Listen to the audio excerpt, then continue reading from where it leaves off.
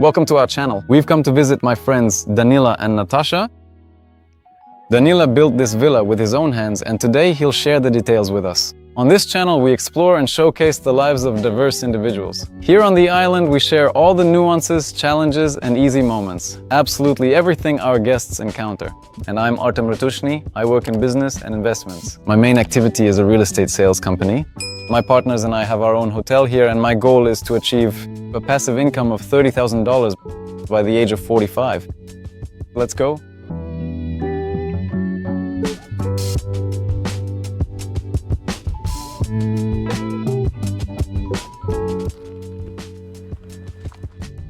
Danila. Good morning. Our main Character, the main character. who built this villa with his own hands. Yes, with these very hands. Oh wow, unbelievable. Smell it. The aroma, huh? It's just right, exactly what it should be. That is absolutely amazing, so I'll leave it. Careful. That's absolutely perfect. Danila, on our channel we show how different people live. Here in Phuket, we don't sugarcoat anything. You can say absolutely anything you think, no censorship. Everything here is real with us. And we want to see how you live. Well then, if that's so, welcome. So, what was here? There was a box here. A box that was bought at a bankruptcy auction at a Thai auction. How much did you buy it for? The box with The plot of land, 1,200 square meters for 14.5 million baht. Yes, the walls that were here remained. The only thing I did was lower the floor level a bit and raise the ceiling a bit. We ended up with a compact and very functional kitchen with a dedicated kitchen table, a separate dining area. A cozy and comfortable little space for cooking. Oh, it's beautiful, it looks great. Yes, and the kitchen you see is a unique style you can hardly find in Thailand, at least in Phuket. It's all veneer, solid wooden, with these kinds of specific design details. Did you fly to Foshan for the furniture or not? Yes. Almost everything you see here is from China, from Foshan, because, to be honest, the selection of furniture and accessories in Phuket is quite limited.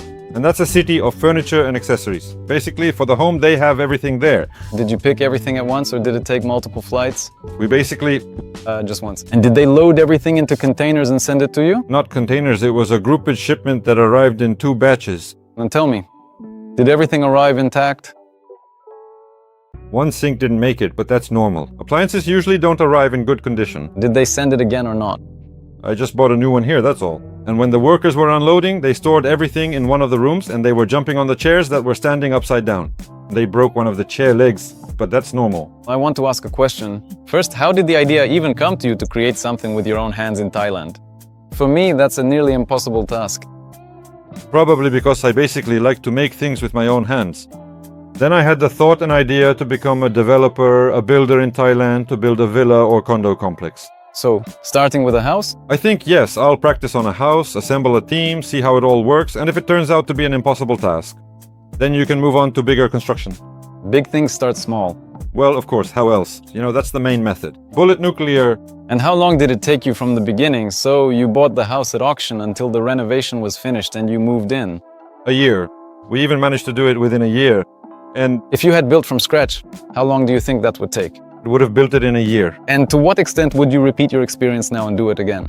So, would you do it again, renovate a ready-made house, or build from scratch? I would build from scratch. Build from scratch. The problem is, for example, in this settlement it's almost impossible to buy a plot of land, or to buy a plot of the size you need and in the location you want. It's like, you know, in a metropolis there's a city center and you might want it, but you just physically don't have the opportunity. But of course I would build from scratch. I would build exactly what I need because it's a large plot. There's a big villa. And this area isn't very liquid for this main category of villas. Here I ended up with an elongated living room, and because of that it turned out a billiard table, some kind of stripes or living patterns on the walls. That's it. You changed your salary? Yes. But still, Shabel perfectly complements the piano style. The girls play here and absolutely adore it, and you can see the big sofa too, which is another fantastic and noteworthy feature about Foshan. In China, you can easily order a sofa from the brand in your exact size, tailored precisely to your personal preferences. This is the same table that matches the overall color scheme of the furniture. The original sofa like this would probably cost around $50,000, but this one from Parallel Production, 15. 15? Not 5. You can't get anything for 5. It's not cheap. Well, it's not cheap. So for a modest little table like this, it's also about $1,500. How much does it cost to furnish 450 square meters with furniture? I can't say for sure. That kind of expense wasn't really counted. In general, it's surprising that there are protective tariffs on cars with large engine volumes. That's why, to reduce import duties, they sell hybrid cars here, which in reality are totally unnecessary because the hybrid stop just helps you drive. There you get an extra 20 kilometers, but the car weighs an extra 500 kilograms. And that's why all the cars here are small engine hybrids. And it's hard or expensive to buy any decent cars here. I have a very unique vehicle like that, a Mitsuoka, a rarely seen small batch car. It's Japanese. And it's remarkably similar to an Aero Morgan. The Japanese took a Mazda MX-5, lengthened it, modified it, and that's what they came up with. This little convertible actually looks like a real car now.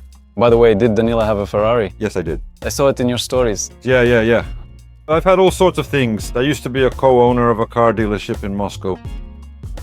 Specifically premium cars. Yeah, here the lighting is done. There's a surveillance system over there and other low voltage wiring has been installed. That's how the plot turned out. We even have some of our own mango trees in the far part over there. Cool. Now moving on to the master bedroom. This is probably something I wouldn't have made quite this spacious because that's a really crucial point to consider. There's a lot of empty space. How much does the bed cost? I think that the bed plus 2 nightstands plus this bench at the foot, 100 Plus 1,000? Baht? 5? plus $1,000. 150. 150, yes. Altogether, the cost of the furniture package comes to exactly 3 million baht. Well, actually, I honestly think it's considerably more. More. In every room, everything is done quite simply. There's a dedicated sleeping area and a walk-in closet. And right here is our walk-in closet with Natalia. What's convenient is that you can do this. It's for when you have several identical outfits.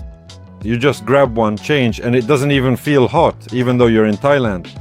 A small bathroom, or maybe not that small after all. One bathroom with a bathtub. By the way, that's also interesting, a thing like that. We have an apartment in Bang Tao in Sky Park, and the area is 29 square meters. This bathroom, I think, is 30. The first question that people will probably be interested in, weren't you bothered by the way all of this is arranged? Because the land doesn't directly belong to a foreigner.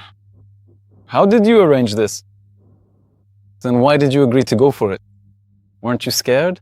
Of course it was scary. Foreigners can't own land as property. So what do we have? We have land. It belongs to Thais, and I leased the whole thing for 30 years. And by the way, did you look at your contract to see how the extension is specified? well, the extension, right? Right now it's a bit of a confusing situation. The law seems to say you can, then they say you can't. So, well, it's all about the nuances. The road will be mastered by the one who walks it. So we'll see, let's live and find out. Listen, I'm actually curious about the beginning. How did you end up here? How did we end up here? Yeah, our friends came here first, and when we had that gray off season in Moscow, we would sit there, waking up at 7 in the morning in total darkness and coming home at 4 in the afternoon, also in total darkness. And then they sent us a message. Oh yeah, they said it's raining here too, kind of gloomy as well, but there was greenery, coconuts, bananas. We were like, wait, what? Maybe we should try it ourselves. We've never been to Phuket before. What kind of education system do the kids have now? Cambridge A levels. And how would you rate its quality, whether it is better or worse when compared to our own? It's different. They don't drill things into you. You have to pass the exams. If you don't pass the exams, that's it. It's the end of the world. No, the kids don't feel that way. They know that if they don't pass, they might not be able to go to university at all. So for us, this was something completely new. The idea that kids, in principle, might not go to university, that's an option. So they can either take a full gap year, travel around the entire world and try to figure out where they want to live and what they want to do, or not go anywhere at all. Which is more useful for life? Rather, as smart people have told me, Danila, if you want your child to reach their full potential, first make sure they're truly happy and fulfilled. And second, surround them with people who want to achieve great things in life. Everything else they will learn on their own. Listen, by the way, it's interesting. You say this for yourself, but I know that you're ready to sell your house at any moment. Well, of course, there is a price. No, actually, any house I live in, I'm ready to sell at any moment. That's an interesting concept. Which house do you have? Counting? Once, twice, but basically three. Before You've already sold the first two, but the second sale. you built them for yourself, you finished everything there, and then put them up for sale. That's cool. Why is that? But if there's someone willing to pay, why not build two more exactly like that? A business entrepreneur. I believe that any passive asset should be made active, and real estate is initially a passive asset. That's why it's better to try to make it active. That sounds super. And if you imagine that you sold it today, would you buy here again or maybe fly off to somewhere else? Listen, I don't know. We live, as they say, by the light of our low beams. There's an idea, Bangkok, for example.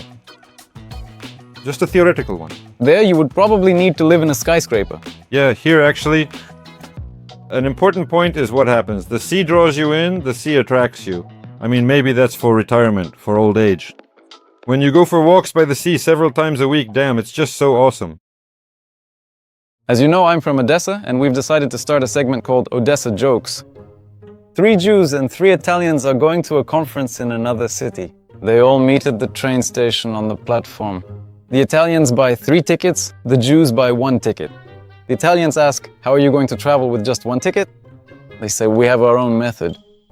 The Italians board the train, the Jews board the train, and the Italians watch with interest, wondering what will happen next.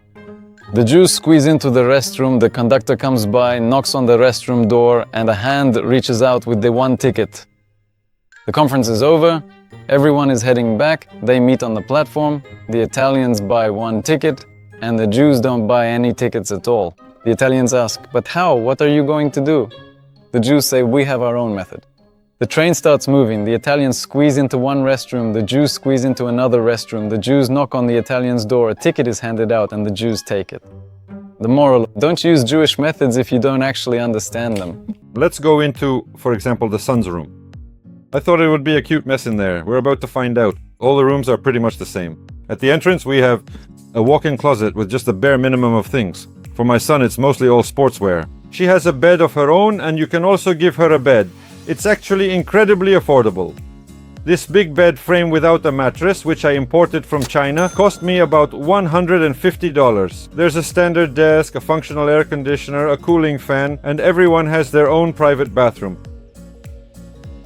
But look, it's just a normal teenager's room. The most valuable things here are definitely the guitars and the amp. It's actually the exact same kind of bed. You see, I really didn't overthink the design at all. The beds are identical, the color scheme, brown-gray. The same thing, a desk.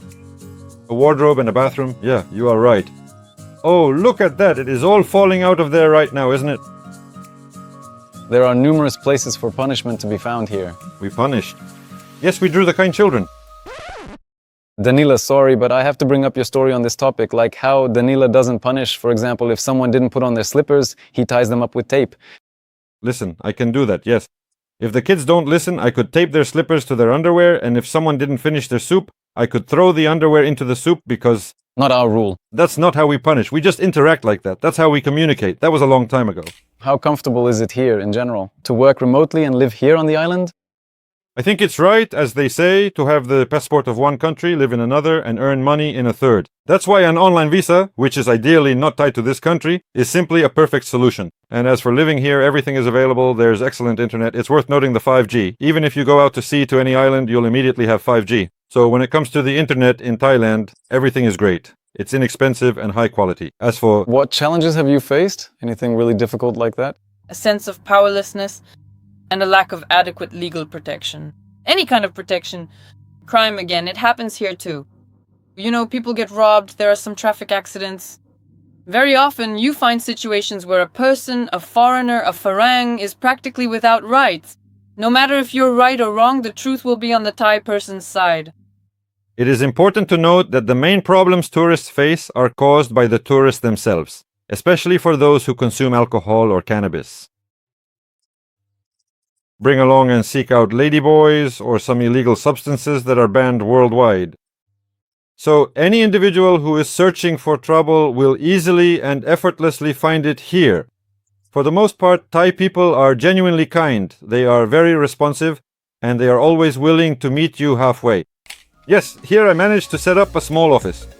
The most valuable thing in this office, look, let me show off a bit. Look right here, it's a stunning and direct view of the majestic big Buddha. Ta-da! You know, every single morning he smiles down at me and says, good morning to you. And then I always reply right back to him, I hope you have a truly wonderful day today. Sauni Kabda, a painting from Tanzania. This is a leaf from the banyan tree in Bodh Gaya, India. The very tree under which Buddha attained enlightenment. Danil, if I touch it, will I become enlightened? I don't know. Will it cost me money, energy? More likely, you'll get charged with, I don't know, Buddhism. By the way, these paintings were done by my daughter. Priceless and free of charge. So here we have a little tour right away. This is a one-story house. There is a staircase to the second floor, but it's just a landing up there. What was the renovation cost? The whole thing, I mean, roughly, in broad strokes. All together, with the furniture and the 7 pies. That is, the electricity bill. There are still 14 more items to count. That is, 28 is the cost price. Well, yes, you don't have a house cost of 28 million. But that's not the actual price point you can get if you just simply hand over money. I won't forget. Nearly half the settings didn't actually fall on him. Well, I was actually at the site quite regularly. Again, let's just forget about the pool number 3, which we see right there, measuring 9 by 4 meters. That's over $1 million. Because it's the pool plus the area. So you have to understand that this place used to be just jungle. There were tall trees about 4 to 5 meters high. A python lived in the basement. There was jungle here. The house was covered in hieroglyphs and all sorts of decorations. Listen, so you invested, let's say, 28 million? How much can you sell it for? How much are you selling it for? I'm selling it for 43 or maybe 45. By the way, we have your direct contacts. But You have to understand that a real buyer... Some agents ask me, why is the price so high? I start by explaining the value of the land plot. That is, the objective value of just this land plot is 15 million. And that's the real price for this settlement. Moreover, you can't buy a plot of this size here. The maximum here is 5 sotkas, here it's 12, that's one thing. And further actually, if you even calculate, the construction cost itself is 20,000 per square meter, plus the pool, plus landscaping and so on. So the cost price, if someone builds it themselves with the same level of furniture, which is not cheap here, will probably be 33 to 35. 35 is the real cost price of this house if you build everything the same from scratch on this land plot. Just an important point. If someone builds it themselves using subcontractors, it will take at least 2 years. Maybe they'll have to go through architectural approvals and so on. I did everything at a fast pace. I understood what needed to be done and I pushed everything forward as quickly as possible. So for example, I went through the same approvals in a week. What usually gets done... over months. How did you come up with the design, the project, all of that? Actually, everything was simple for us. Globally, what we see here is the same as what we had and still have in Moscow, in terms of the main solutions and so on. The only thing is, we hired a designer for the layout solution, basically just to arrange the furniture and... What about communication? How comfortable is it here for the Russian-speaking community, or is there even a community? And are the people interesting or not? Well, to be honest, first of all, the Russian-speaking community here is both well-developed and active. There are business clubs, there are themed meetups. So for those who are sellers on marketplaces, or those who are interested in artificial intelligence, or, I don't know, bathhouse brotherhoods, people who love to steam and have a chat. Heartfelt conversations, spending time together. It seems to me that the situation here is even better than in Moscow. People are open, they're willing to communicate, but it's important to understand that on this paradise island, not everyone is always decent. Often people exaggerate their status, tell stories about themselves. Personalities vary. This is the third house you've built. What is this concept in general? To build and sell? To move in? Is this some kind of freedom that everyone dreams about? Or what is it? The first house that was bought, it was bought by accident. It was a bankruptcy auction in Russia. It was bought as an investment. Honestly, I'm not sure why I bought it. I just bought it because it was cheap. And just imagine there's sunshine, green grass, and quiet. The plot is big. Everything there feels so magical. And so the decision was made, let's try living here. But to live there, we needed to renovate. And that's when the race began. When I had to finish renovating that big house in, I think, about 4 months. And I started working in a modern way. 6 crews. Basically, I just brought in a bunch of workers and divided everything up by floors. One handled the low voltage wiring, another did this, another did that. And that's when my first race began. The first house, accordingly, was very simple. Living in it, how long was it? 7 years we lived there? About 7 years. And if you had known in 2022 how things would be here, would you have come here or chosen another country? First of all, I never regret what I have done or haven't done. So when someone says, if I had known, I don't believe in that at all. That's why you need to live in the present day and think about the future. And everything that's in the past is just experience you've gone through and you need to keep moving forward. Thank you for watching until the end. With this video, we are starting a series of episodes about people who live here on the island, who share their real, unembellished stories. And they talk about everything they like and everything they don't like. Please write in the comments below. And let me know what specific questions you would like me to ask our guests during the show. Maybe you're interested in seeing someone or want me to visit someone as a guest. Like, subscribe and hit the bell icon. And see you next time.